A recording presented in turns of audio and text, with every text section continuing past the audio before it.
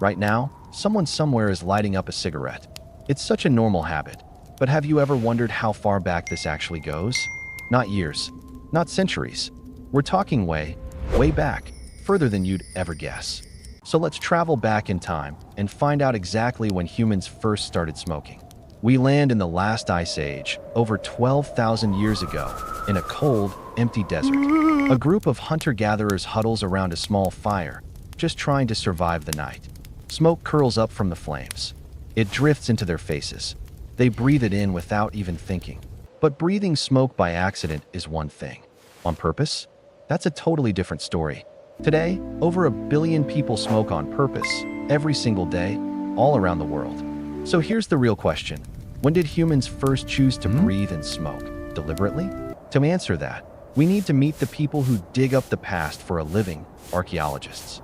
Our journey takes us to a desert in Utah, near what used to be the edge of an ancient lake. An archaeologist kneels in the dirt, carefully brushing away thousands of years of dust. Something tiny catches their eye. For small, charred seeds, buried in an old fire pit. They lean in closer. Wait a second, these aren't just any seeds. These look like tobacco. The seeds get rushed to a lab for radiocarbon dating, the ultimate age test. The machine hums. The results come back. And the number on screen is almost unbelievable. 12,300 years old. Let that sink in for a second. To understand how big this is, we need to look at the old timeline of smoking history. Before this discovery, the oldest known tobacco evidence was pipes from Alabama, just 3,300 years old. This new find pushes the timeline back by 9,000 years. A brand new record. But it raises a new mystery. How exactly were these ancient people using the tobacco? One idea? They chewed it, letting its effects seep in slowly, right there by the fire. Another idea? They smoked it, breathing the effects straight into their lungs. One thing's for sure, the seeds don't burn well, so this wasn't just fuel for the fire. Picture it. Night has fallen, and the whole group is gathered close around the flames. Someone passes a twisted bundle of tobacco to the person beside them. It's a shared moment. Their eyes soften, their shoulders relax. Whatever they're feeling, it's exactly the point. Sound familiar? It's not so different from you reaching for your morning cup of coffee.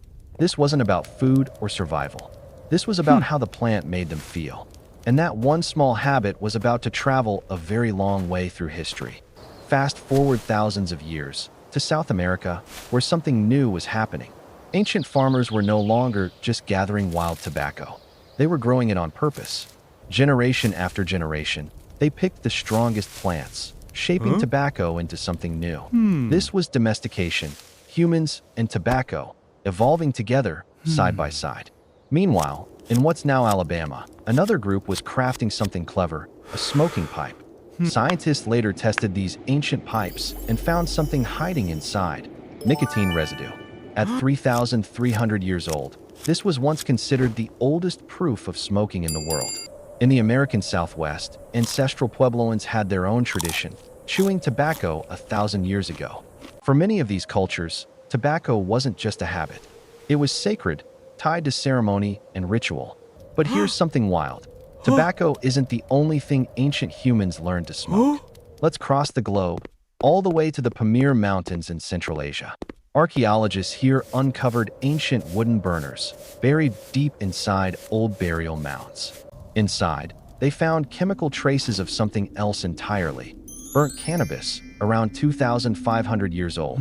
It seems these burners were used in funeral rituals, filling the air with ceremonial smoke.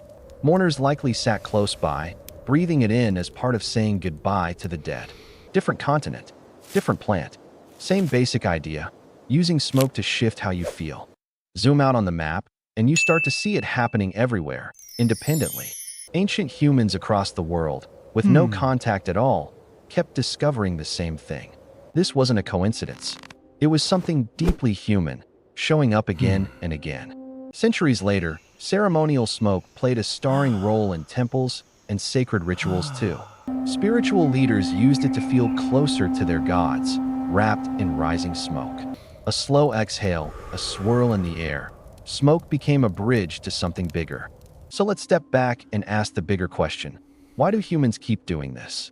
One researcher put it simply, Intoxicants might just be a basic part of being human. Coffee, tea, alcohol, tobacco, different substances, but the same instinct running underneath. Every culture, every era, seems to find its own way to shift how the mind feels. Now flash back to today. That same instinct is still sitting in your pocket, on a shelf. A simple cigarette pack connects, in a strange way, all the way back to that Ice Age fire. Of course, today we know something those ancient hunter-gatherers never could: the real health risks. What started as a rare, ritual moment became a massive global industry, produced by the billions. Picture a modern factory, machines running nonstop, turning a sacred plant into something mass-made. Something that once meant connection and ceremony slowly became convenience and habit. It's worth pausing on that. The meaning changed completely, even if the plant didn't. But here's the exciting part. Archaeologists are still out there, still digging, still searching. Each new dig could push this timeline back even further than 12,000 years. Maybe tobacco wasn't domesticated for food at all.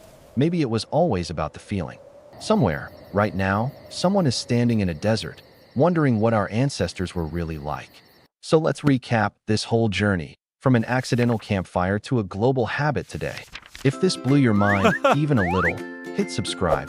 There's so much more history like this. Because the past always has one more secret buried in the dirt, just waiting to be found.